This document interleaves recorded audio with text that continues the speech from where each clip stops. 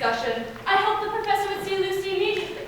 She wants to have all the data first in order to make an assumption. And what if her assumption is proven wrong? Then, I presume, she'll recheck her assumption data. It's all beyond me. Doctors, professors, nurses, assumptions, and still, Lucy's pale and drained of energy. You must trust Professor Van Helsing.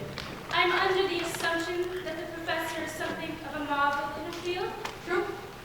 What is her field exactly? Professor Van Helsing is a specialist in rare and obscure fictions that attack the mind as well as the body. I'm sorry I asked.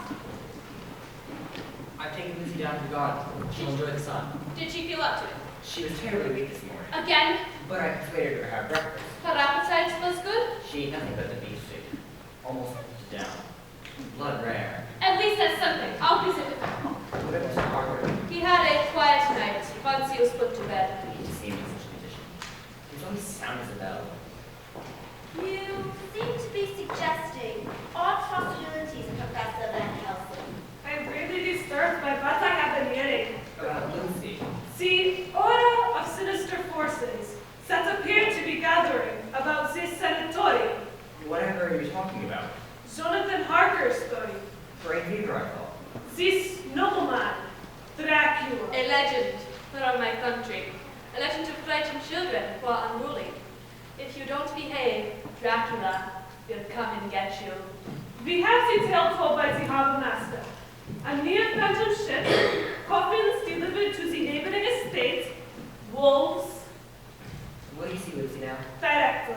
Shall we join her outside then? Perhaps in the garden? That won't be necessary, Arthur. I'm here. You should stay in the sun. It'll do you good. Put color on your face. The brightness hurts my eyes. I prefer shadows. Please, Miss Lucy, if you'd be so kind. I've heard so much about you, Professor Van Helsing. And I have you, Miss Lucy.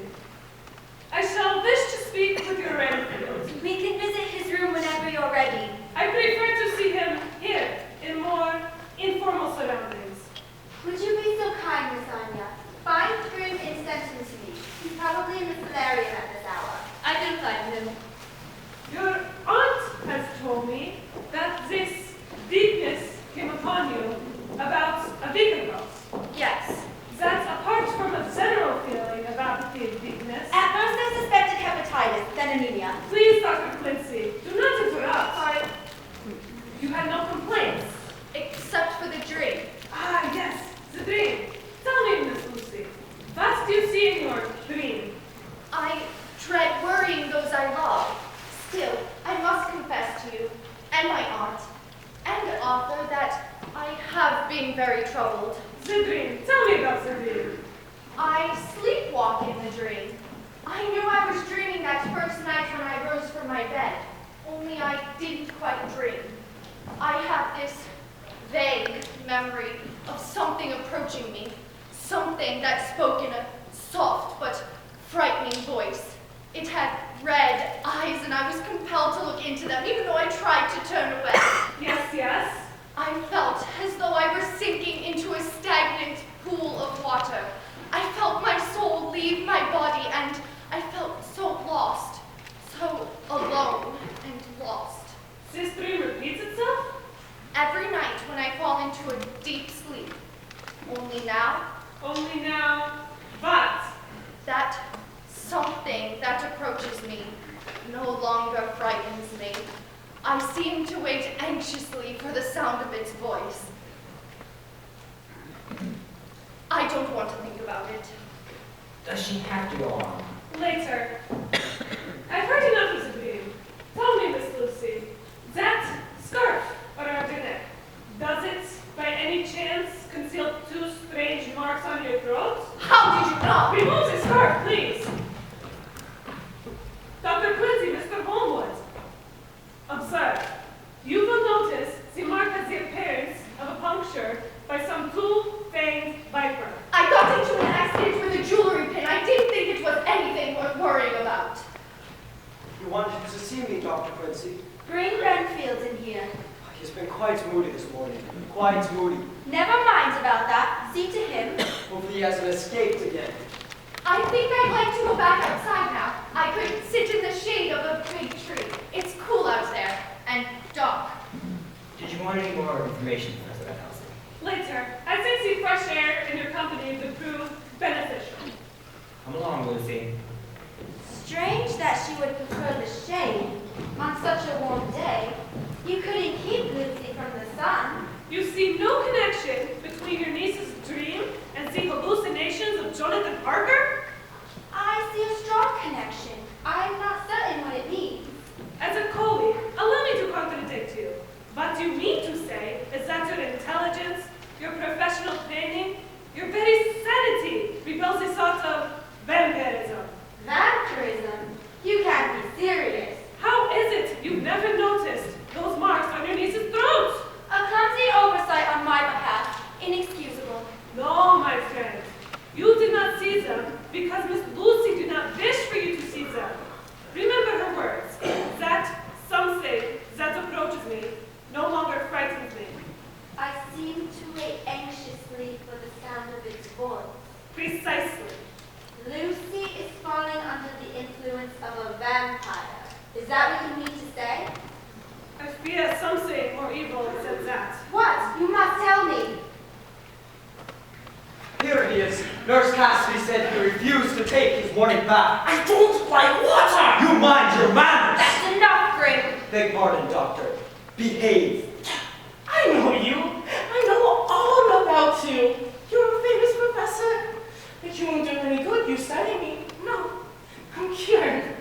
I'm over my problem. Delighted to hear that, Mr. Renfield. Be so good as to sit down. Sure, why not? Won't do any good though. You have lost your appetite for flies and spiders. Flies and spiders. Puny things. I am now to understand you are interested in bigger game. I don't have to tell you anything. Quite true. I used to think that if I fed the fat to the spider would be twice as strong. You believed that you could absorb strength by ingesting it. Huh? Never mind. The important thing is you no longer have this compulsion. That's right. He's over his problem. Won't give a fly a second of his time. He told me that if I serve him faithfully, one day I'll be as he is. Who do you speak of? The master! I've said too much. He's warned me about that. You can trust me. Dr. Quincy and I are friends. I don't want friends. I don't need friends. You'll see. You'll all see. I'll be in danger from something. I've said too much. Please step into the light, Mr. Enfield. I should like to check your eyes. No. I won't do you any harm, I promise. No, no. Please do as I say, Mr. Enfield. Don't let him take me. That's no way to act in front of the professor. You do as she says. Ow! You stop that at once! Oh, teeth like a mad dog. My question seems to have upset him. I'm taking away your outdoor privileges, Renfield. No. You're always contrite after you've been up to some mischief. Take him to the hydrotherapy room. No. If you don't do as I say, I shall make arrangements with your family to have you transferred out of my sanatorium. No. I must stay here. I must stay close to Complex Castle. Fine. Mr. Enfield. Mr. Enfield, I asked you a question. Won't do any good, Professor. Not once he's gone into one of his soaks. You come along with me, Mr. Renfield. Let's go. Carfax Castle would be the adjoining estate. 20 acres surrounded by a solid stone wall. Something of a fortress. I suppose you might say that, yes? It is also the location that received a strange cargo of boxes or coffins containing soil. If we were to believe Nurse Cassidy. It is all a matter of record. Is it also not the same location Jonathan Parker represented when he journeyed to Transylvania? You are suggesting that my name